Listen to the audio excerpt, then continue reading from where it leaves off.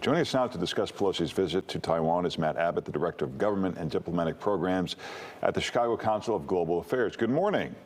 Good morning. Thanks, Larry and Robin, for having me. Sure. I think people are still trying to understand what is the point of making this trip, especially at this point in time. Absolutely. It's an opportunity to show support for Taiwan. Even without official diplomatic relations, Taiwan and the United States have maintained robust economic and cultural relations for decades. Speaker Pelosi has an opportunity to reinforce the American commitment to democratic values as well as human rights on this trip. It seems like the White House, though they're publicly not saying so, privately they are not thrilled with this. It puts them in an awkward position.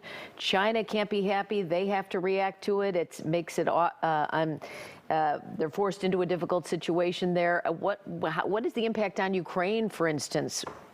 Absolutely. It's a really challenging position. I'll say that the Chinese government is going to act according to what it perceives its interests to be. And if that means deeper cooperation with Russia in the future, then it's going to do so regardless of whether Speaker Pelosi made the visit to Taiwan. They may frame it as a catalyst that ultimately, I expect such decisions are going to be made at the strategic level and not as a hasty reaction to a congressional delegation visit, and one of which we've had dozens of these over the decades. So it's certainly something that's not unprecedented.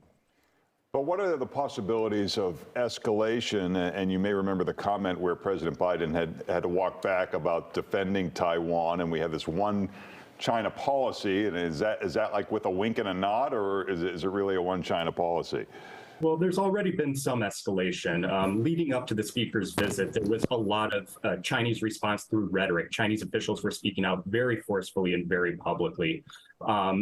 Just before the speaker's plane landed, there was a series of Chinese military aircraft that flew very close to the median line of the Taiwan Strait. And already we're seeing the Chinese side announcing military activity, some military exercises. They've summoned the U.S. ambassador. They've halted several agricultural imports from Taiwan. So there have already been some escalations. I expect to see that in the coming days, some additional measures to be announced. So is Nancy Pelosi truly acting on her own, or do you think, the president publicly says nothing but is behind it, but can't publicly say he's behind it?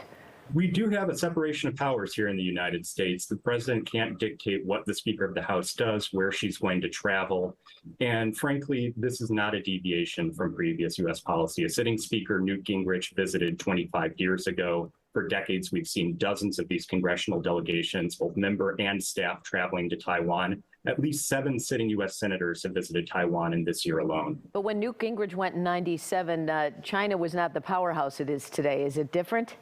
That's correct. A lot has changed in the last 25 years. China is militarily stronger, politically stronger, economically stronger, and it's certainly willing to use some of that leverage and power that it has now, and we're seeing that as a response to this visit. All right, Matt Abbott, thank you for joining us. We appreciate it. Thanks, Matt. Thank you again. Let's get a check of the weather, Paul. Yeah, good morning.